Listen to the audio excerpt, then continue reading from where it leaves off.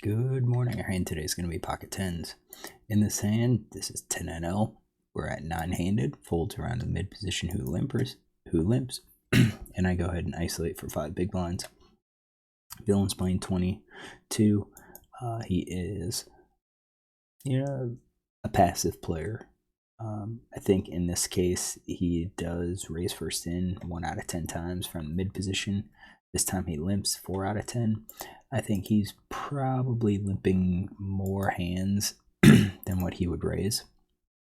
So we could assume that maybe like 10s plus ace jack could be a raising range, and he's going to be limping. This is, when I see this, I think connectors, suited connectors, some pocket pairs, mid to low pocket pairs, maybe suited aces, maybe some of these broadways. That's what I think. I don't think of like big pocket pairs. I don't think big broadways at all. My ISO range here is we've got our always and our optional. Versus a player like this who seems to be passive, I'm just going to go ahead and raise. Since he didn't raise to begin with, I don't think his hand's going to be very strong. So I'm just going to go ahead, raise it up to 5 to isolate.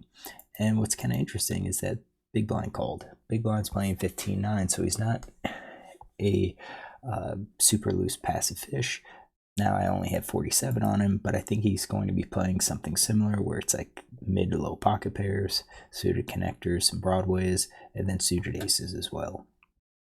I just think players tend to play like this. And then this player calls. I think once he calls, he's probably going to call with his entire range. I think it's going to be tough for him to fold, especially since he's probably playing all of these hands anyways. Flop comes King Jack 8. It's actually pretty good for us. We figure this it's not going to hit anyone super hard.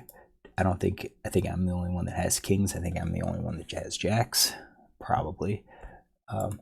This player here maybe have jacks if he chose not to raise it.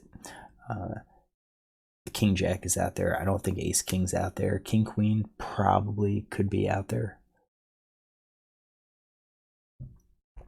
but it's 3-way, so heads up. I would think twice about c-betting this. I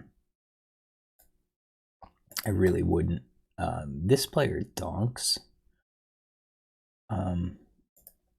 So knowing that he can, I'm going to exclude King 10. I think King 10 could be a hand that would have bet here. And maybe even the jacks, where he would bet just to see where he's at. Now, I think the only time he would do that would be with ace jack. I think jack 10, queen 10 are definitely hands that he could check call.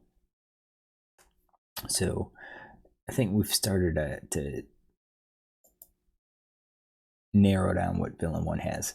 This guy doesn't mean anything. So we're back to my hand. Against heads up, I'm c-betting versus a heads up player. I'm in position. I figure to smash this board. And actually, I think we probably should still c-bet even though we're two-handed. We have backdoor straight draws. I wish we had the 10 of hearts. I think that's kind of the deciding factor. If we had the 10 of hearts, I think we would c-bet this. Since we don't, I think we could lean more towards a check. So I would bet over pair, top pair. I think it comes down to these pocket pairs. Which ones do I bet?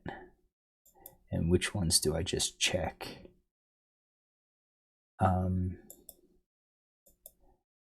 Because I think like 10s and 9s, these small pocket pairs, I think we're betting if we have hearts. I think flush draw, open enders, we're betting. Probably our gut shots too. So we don't have all of these hands in here, but I think we do. So I checked. So that kind of leaves the middle pairs as a check. These bottom pairs as checks. We're going to leave these, but remember this is the non-hearts. Same thing with these small pocket pairs, non-hearts. We've got no made hands that we checked behind as well. So we're going to take this one to the turn.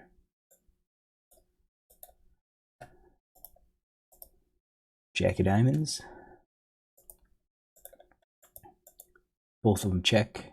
I think it's suspicious now since we gave up our check on the flop to go ahead and bet here. I just don't think it makes sense.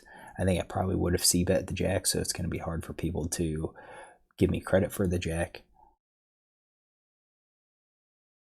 I think in a way betting here is just building up a pot onto a turn where if any diamond, if any jack comes, if a queen, ace or a queen or a 10 or a 9 or an 8 come, that's your 9, not an 8. If a 9 comes, it could open up the door for any of these players to bet because they know I don't have a jack.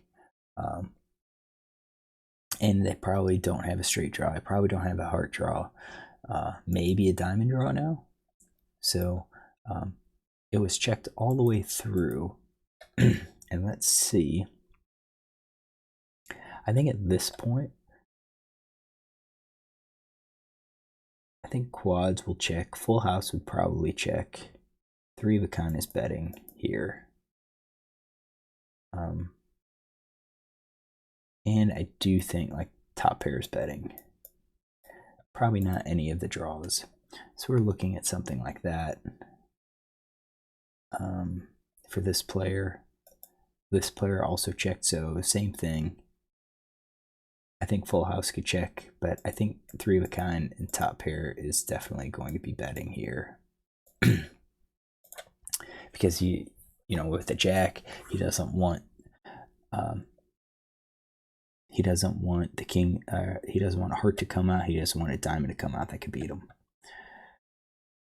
And then same with me, I think you know, we've checked, I think we're still checking, even with the jack, I think we're checking.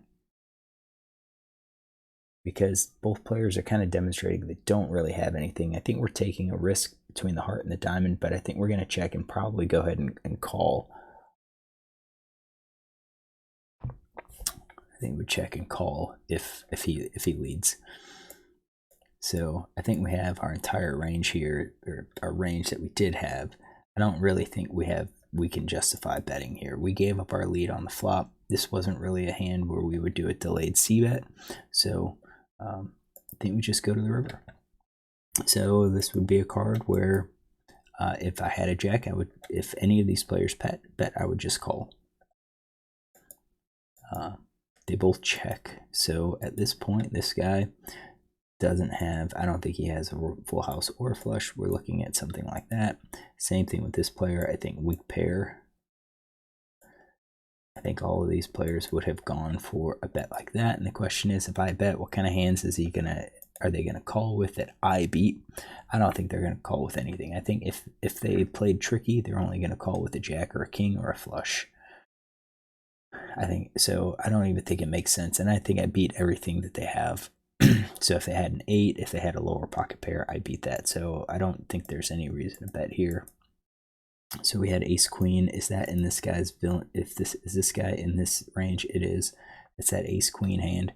And then we saw pocket fours here. So yeah, that's in the weak pair. We had that. So if anything, big question would be was, you know, should I have c-bet or not? Heads up, I do think we should have. But in a 3-way pot, I think I would c-bet if I had the 10 of hearts. And that would apply to the queen of hearts too. If I have the queen of hearts and all of the small pocket pairs, so the 7s, 6s, 5s, 4s, 3s, if I had the hearts, I would bet. If I didn't, I think I would just check. And the reason, I could always pick up backdoor potential. All right, hopefully you enjoy this hand. If you do, look tomorrow for another one.